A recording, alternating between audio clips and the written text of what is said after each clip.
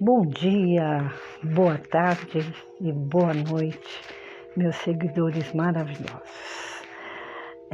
Nós vamos dar sequência ao capítulo 2 do livro A Oração Tem Força, a Oração Tem Poder, do nosso querido preletor Heitor Miyazaki. Reconciliação. A oração não se concretiza quando vivemos em desarmonia. Aquele que cumpre minha palavra não se afasta do caminho. Esta é a mensagem de Deus que encontramos na Sutra Sagrada Chuva de Néctar da Verdade e nas primeiras páginas da Revelação Divina da Grande Harmonia, onde Deus não diz como mandamento, imposição ou ameaça, mas como lei. Se queres chamar-me, reconcilia-te com todas as coisas do céu e da terra, ou seja, amor absoluto. Se queres chamar-me, reconcilia-te com todas as coisas. Equivale ao proprietário de uma emissora dizer: se vocês quiserem ouvir as músicas que transmito, precisam entrar na frequência da minha emissora. As emissoras de rádio e de televisão transmitem cada qual na sua frequência, através da torre de transmissão. Da mesma forma, nossa mente transmite e também capta as ondas mentais de outras pessoas. A isso é dito: as mentes se comunicam. Deus também transmite constantemente ondas de salvação. Mas, para ser possível captá-las, é necessário que estejamos mentalmente e emocionalmente em paz conosco mesmos e também com todas as pessoas. Na revelação divina da Grande Harmonia, o verbo está no modo imperativo e não no condicional. Reconcilia-te com todas as coisas do céu e da terra. Quando se efetivar a reconciliação com todas as coisas do céu e da terra, tudo será teu amigo. O preletor Fumio Nishiyama, atual presidente doutrinário da Seichonoye para a América Latina, comentou em uma reunião que certa vez o professor Katsumi Tokushima estava no aeroporto com o preletor Yoshio Mukai, prestes a viajar para o Japão. E, como de costume, ele tirou a Sutra Sagrada do bolso e começou a lê-la na sala de embarque. De repente, com um ar de espanto, descobriu uma palavra. E no mesmo instante comentou com o preletor Mukai: veja aqui na revelação divina da Grande Harmonia como está escrita a palavra todas. Esse ideograma não está se referindo a objetos materiais, mas no sentido abrangente, que engloba todos os seres animados e inanimados da face da Terra, inclusive os seres humanos. O professor Katsumi Tokuhisa não havia lido a Sutra Sagrada Chuva de Néctar da Verdade. Ele já havia lido a Sutra Sagrada Néctar da Verdade milhares de vezes, mas de repente um ideograma chamou-lhe a atenção. Da mesma forma, quando Arquimedes, entrando na banheira, viu a água transbordar e gritou: Eureka! Esta palavra foi dita no sentido de encontrei ou descobri, pois o rei queria saber o volume de ouro em sua coroa. Mas esta não poderia ser derretida.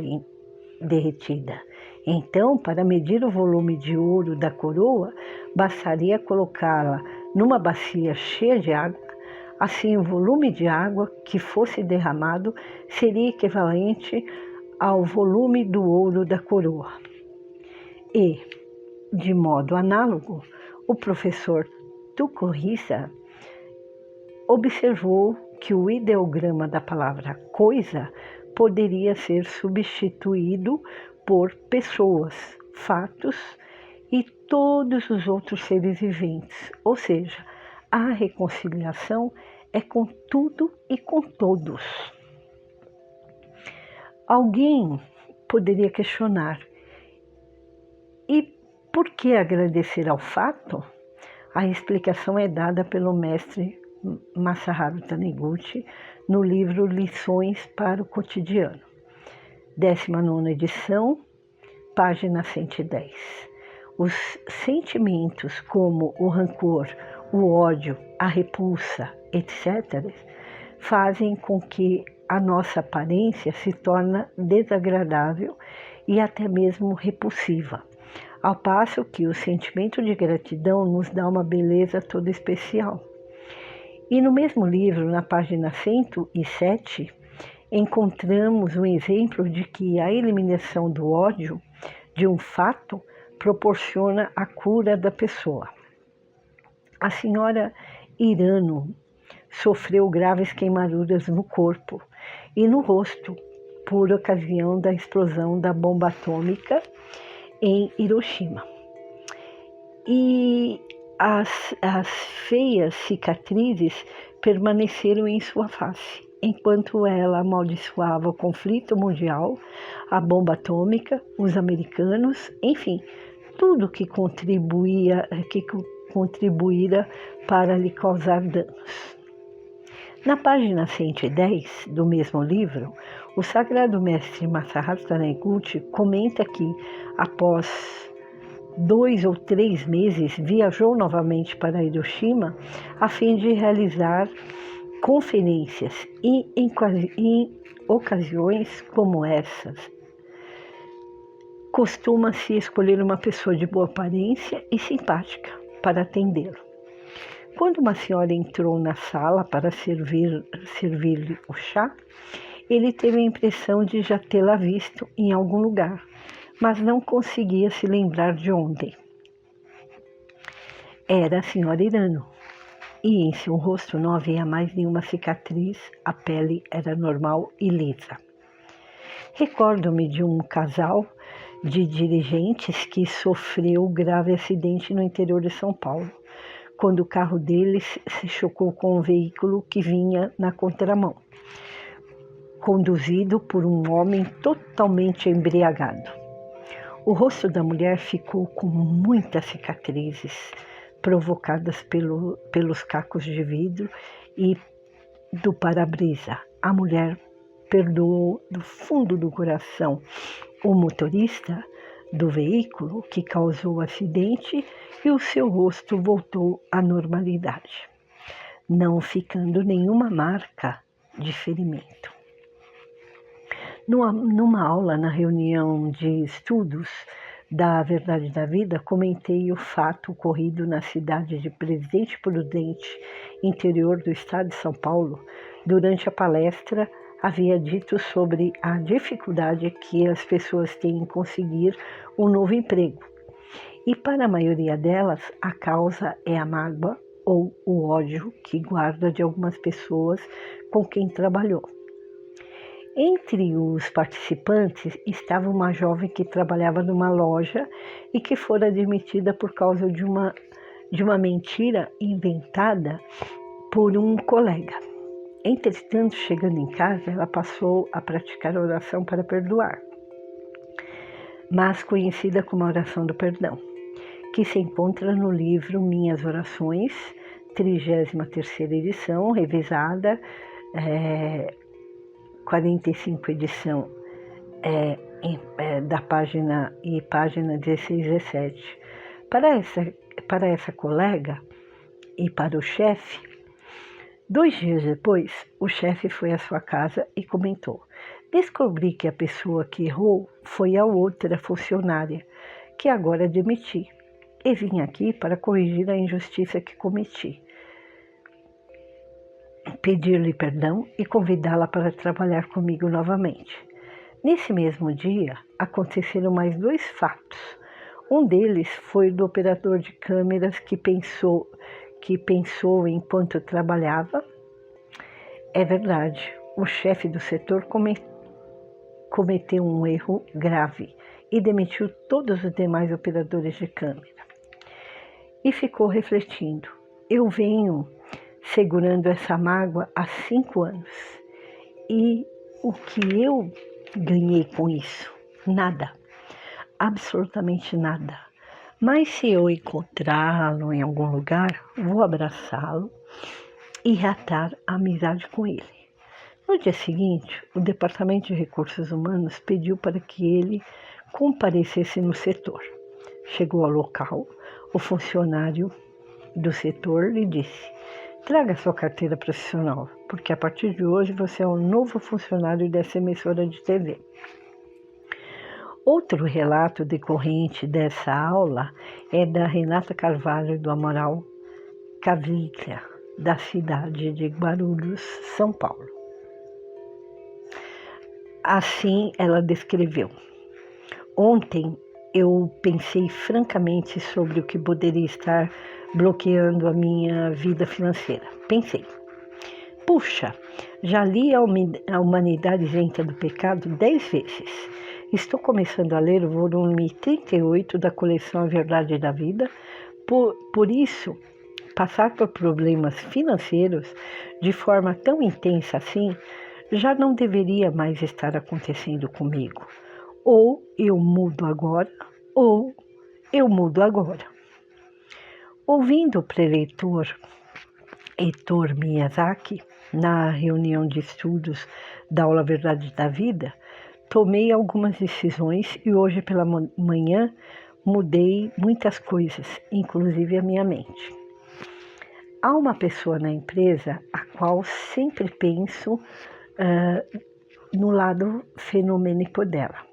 Então fui pedir desculpas a ela e assim lhe disse: olha, desculpa-me pelo que penso sobre você. Se eu estiver certa ou errada, não importa. Eu só não quero mais errar. Foi uma reconciliação bem bacana. Horas depois, sem saber de nada, o presidente da empresa me chamou e disse que a empresa estava passando por um momento bastante difícil. Na hora eu pensei, vai me mandar embora.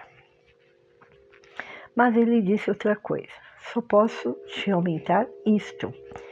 E isto era quase R$1.000 a mais do meu salário. Eu lhe agradeci e ele disse que o aumento viria no mês seguinte. Então comentei que estava agradecida, mas um pouco preocupada.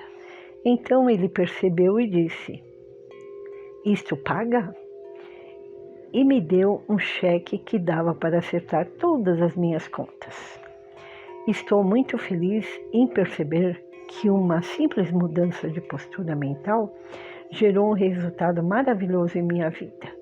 Decidi que nunca mais se repetirão pensamentos de desarmonia em minha vida. Estou certa de que conhecer a verdade intelectualmente é bom, mas o resultado efetivo da verdade vem na prática. Agradeço a Deus, aos meus antepassados, ao Sagrado Mestre Masaharu Taniguchi, à preletora Patrícia Helena Arini Nogues, que, movida por Deus, orientou-me a ir à reunião de estudos da Verdade da Vida. Muito obrigada. Renata Carvalho do Amaral Caviglia. A reconciliação é um grande adubo da oração. No livro Assim se concretiza o bem, primeira edição, página 84, 85, o professor Seiichi Taniguchi mencionou a respeito do Dr. Harold Hoff, 1898-1962. da Universidade Cornell de Oklahoma. Ele tinha um paciente de 56 anos chamado Tom, que aos 10 anos de idade, ao tomar uma sopa excessivamente quente, provocou a queima do esôfago, obstruindo a passagem de alimentos. Fizeram um orifício no ventre, onde introduziram um tubo para que através deste fosse conduzido alimento direto ao estômago. Porém, o orifício que fizeram foi excessivamente grande e tornou-se possível ver a membrana da mucosa do estômago. O Dr. Rolfe passou a estudar a relação emoção-estômago e descobriu que no momento em que Tom ficava irritado ou inseguro, a mucosa do estômago ficava congestionada, chegando ao estado típico de ulceração com sangramento de tecido. Assim concluí o professor Seiichi Taniguchi, a experiência com Tom comprovou que a mente colérica causa congestão sanguínea no estômago e, por fim, se manifesta em forma de doença gástrica. Da mesma forma, alguns casos que ocorrem com mulheres de menstruação prolongada são reflexos de atitude mental de conflitos com o esposo. A doença desaparece quando a esposa muda de estado mental de irritação por harmonização e o estado agressivo por docilidade. Ocorrendo essa mudança, é comum o esposo mudar também, porque as mentes se comunicam. Em ferimento e infecções, a recomendação médica é lavar o local com sabão neutro ou água oxigenada. É um processo para limpeza, asepsia, no qual são eliminados os micro-organismos nocivos. É importante também que essa recomendação seja feita na mente, conforme consta o capítulo Homem, da Sutra Sagrada Chuva Direta da Verdade. Desejando purificar o mundo da projeção, deveis purificar a matriz da mente e eliminar as nudas da ilusão. As enfermidades causadas pelo nosso estado mental também desaparecem quando purificamos a nossa mente de sentimentos guardados, como ira, mágoa, etc. E fazemos essa asepsia mental por meio do perdão e do agradecimento sinceros. Mas aqueles que possuem o ego acentuado não conseguem praticar a oração de reconciliação e se justificam dizendo: mas ele é o culpado, foi ele que começou ofendendo. Mas, à medida que se alcança elevado nível espiritual, o ego torna-se cada vez menor. Citei no livro Iluminando Seu Caminho, primeira edição, página 196, a pergunta que o professor Tokuhisa fez ao mestre Masaharu Taniguchi. O senhor fica aborrecido quando alguém ofende ou causa algum transtorno? Ele respondeu, sim. E o professor Tokuhisa pensou, igual a mim. Porém, em seguida, o mestre concluiu, mas eu perdoo no mesmo instante. Madre Teresa de Calcutá nasceu na Albânia, mas vivia em Calcutá, realizando um trabalho missionário, e quando ela foi visitar sua mãe, não a deixaram entrar por ser religiosa, mesmo tendo nacionalidade albanesa. Era a ordem do ditador comunista Enver Hoxha. Algum tempo depois, sua mãe morreu e o regime comunista havia caído. Depois disso, foi permitida a sua entrada no país e ela foi ao cemitério levar flores no túmulo da mãe. Mas antes passou pelo túmulo do ditador, que estava enterrado no mesmo cemitério, e lá deixou flores. Esse gesto é a demonstração de uma cristã praticando o ensinamento de Cristo. Ouviste que foi dito: amarás o teu próximo e odiarás os teus inimigos. Eu, porém, vos digo: amai a vossos inimigos e orai pelos que vos perseguem. Mateus 5, 43, 44. Quando eu tinha 9 anos, fui acometido de uma doença no ouvido esquerdo. Doía muito e a infecção foi forte a ponto de expelir pus. Minha mãe aquecia um remédio e pingava no ouvido. Era manifestação da mágoa que eu tinha do meu pai. Ele era um homem muito justo e rigoroso, e suas broncas eram o motivo dessa doença. Eu não queria ouvi-lo. Fui à Academia de Biúna, São Paulo, pela primeira vez em 1958, mas foi apenas uma excursão de um dia, de adolescente e crianças. No entanto, ao participar de um seminário de 10 dias em 1961, retornei voando para casa, feliz e sentindo muita gratidão pelo meu pai. Conhecer a Seitonoye apenas lendo os livros é uma coisa, mas participar de um seminário na Academia Seitonoye, onde ficamos alguns dias aprendendo mais sobre o ensinamento por meio de palestras, relatos, práticas, atividades matinais, treinos do riso, etc., é muito diferente mesmo. A alegria que sentimos é muito diferente da alegria de um baile de carnaval. É alegria espiritual, sentimento de muita paz interior. Nessa época, para ir à Academia de Biúna, São Paulo, era preciso ir de trem até a cidade vizinha, São Roque, onde um caminhão da academia nos esperava. As malas eram entregues para quem já estava na carroceria e posteriormente subíamos na carroceria. Era o chamado pau de arara e não havia ainda lei que proibisse esse tipo de transporte. Assim era para mulheres, homens, adolescentes e crianças.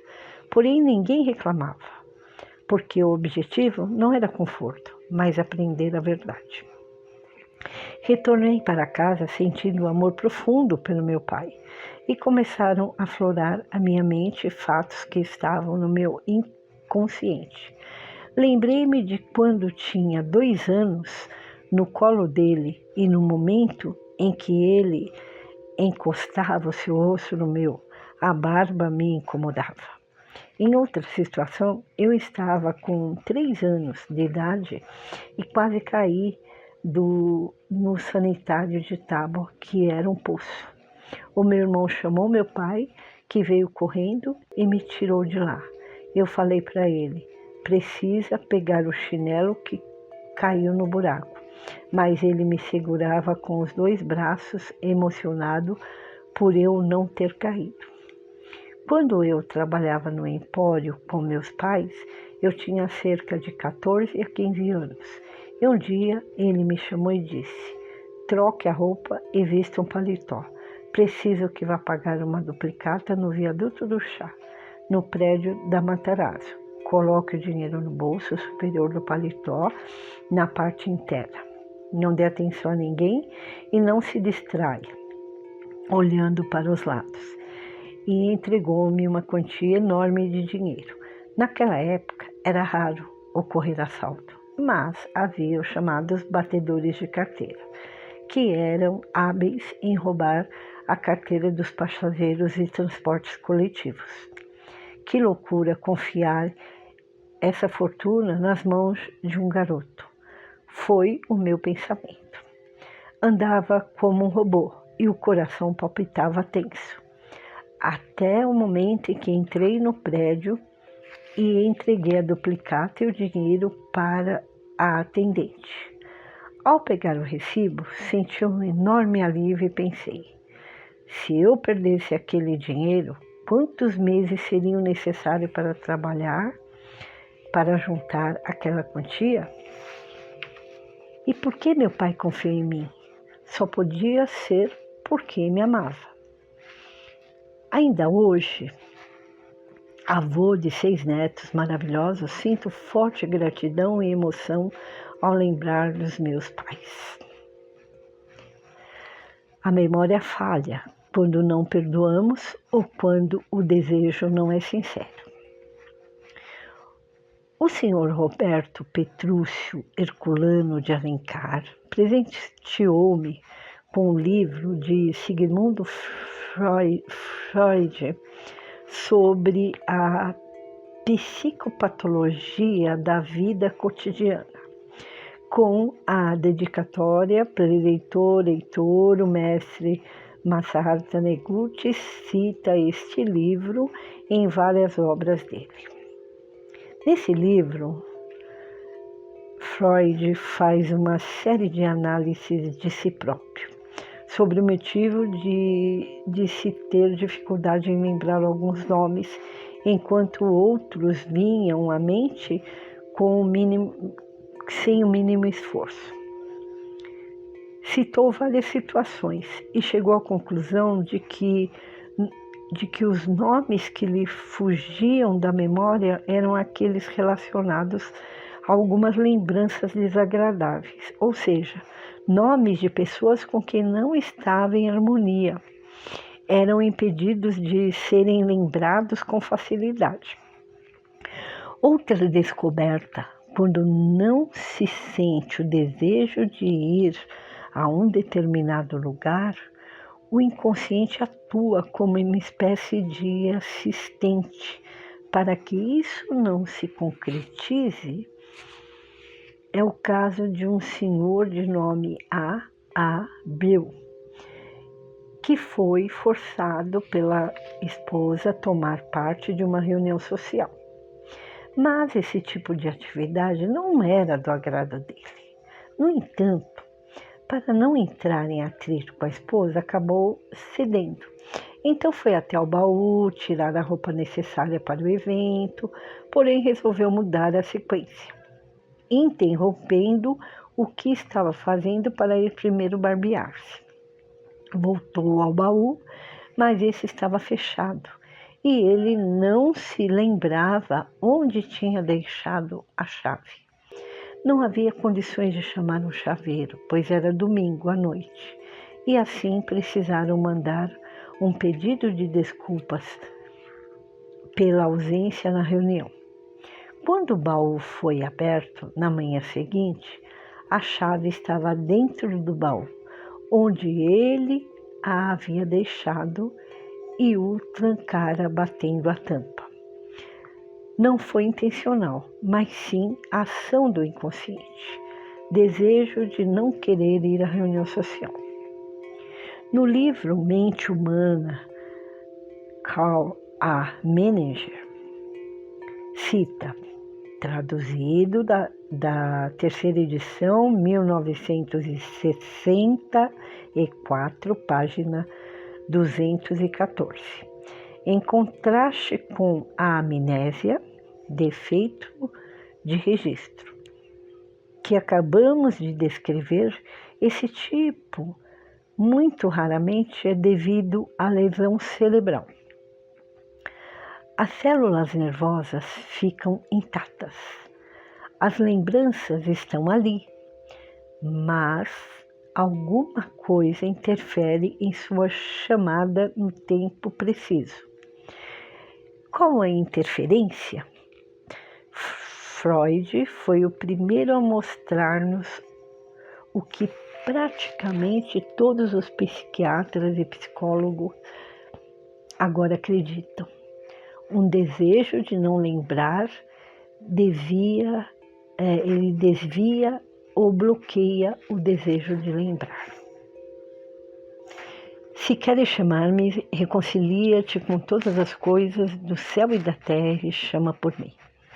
Essa frase da revelação divina da grande harmonia demonstra que Deus não atua de forma arbitrária, mas como lei. Cristo disse mesmo em outras palavras: portanto, se trouxeres a tua oferta ao altar, e aí te lembrares de que teu irmão tem alguma coisa contra ti, deixa ali diante do altar a tua oferta, e vai reconciliar-te primeiro com teu irmão, e depois vem e apresenta a tua oferta. Mateus 5, 23, 24. Portanto, se quiser a ajuda de Deus, essa frase é uma condição sine qua non.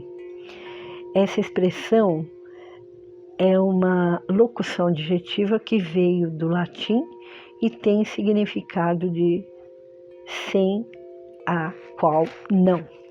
Obrigatório, indispensável, portanto, em linguagem popular, não tem quebra-galho ou um jeitinho. Quando uma pessoa está com um determinado problema e eu digo que é preciso perdoar papai, mamãe, cônjuge, alguns respondem, mas eu não tenho mágoa deles. Eu não me lembro de ter ficado magoado, né? Ou eu já perdoei porque não me lembro de nada. Esquecer não significa que tenha realmente perdoado alguém. Imagine uma cena envolvendo a família toda à procura de um objeto. Pais e filhos, cada um se dirige a um cômodo da casa, abre as gavetas, armários, guarda-roupa, geladeira, olhando debaixo do sofá, atrás da televisão, banheiros, dentro da bolsa, sapateira, etc. E nada. De repente, houve um grito. Achei. Todos se voltam para a pessoa que achou e perguntam onde estava.